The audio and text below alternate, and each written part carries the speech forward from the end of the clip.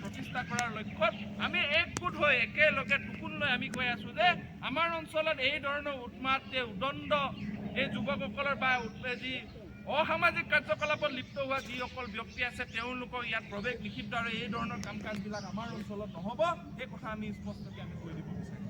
PMPK গণস্বেচ্ছা সেৱক বাহিনীয়ে এনেকুৱা লক্ষ্য উদ্দেশ্যলৈ কৰা নাই যে PMPK লক্ষ্য উদ্দেশ্যটো হ'ল অথনি বিজুদাই কৈ গ'ল সুন্দৰ এখন প্ৰগতিশীল সমাজ গঢ়াৰ লক্ষ্য।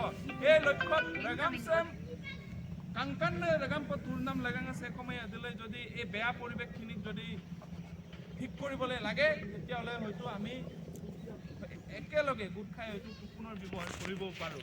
আমি যদি জাতিৰ বৃহৎ স্বাৰ্থত যদি ব্যৱহাৰ কৰিব লগা আছে আমি এশবাৰ কৰিম। ৰেগামচা যদি উপজাৰ প্ৰণাম লেগাঙা যদি লাঠি ব্যৱহাৰ কৰিব লগা আমি কৰিম।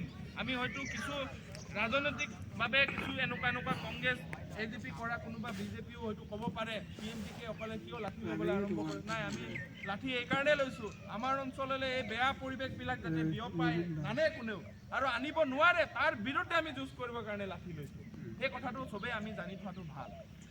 हुकुम आमिल कापिए ने से मिसिंग तानी के साथ से नारायण आंसे ने रगम के साथ मुलुम मोइनो तानी ओकुंदा मरंग ने मुनबान मिसिंग हम नाम मा मुलुम मुनबा मा আৰু আপোনালোককো কৈছো ইয়াতে মঠনি চিনাকি হওঁতে দেখিছোঁ ইয়াতে মোৰ বন্ধুবৰ আমাৰ অনুজয় আছে ইয়াতে কমাৰ্চ কলেজত NL কলেজত পঢ়া LTK কলেজত মই বিশেষকৈ তেলাই তোৱাৰামনাথ কলেজত মহাবিদ্যালয়ত পঢ়া LTK কলেজত।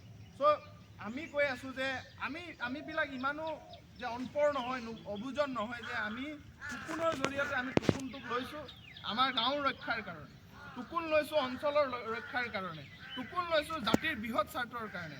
আমি ইয়াতে হয়তো সেইকাৰণে এই কথাটো টুকুন ব্যৱহাৰ আমি বৃহৎ স্বাৰ্থত কৰিম, জাতিৰ বৃহৎ স্বাৰ্থত কৰিব লাগে বুলি কৈছোঁ।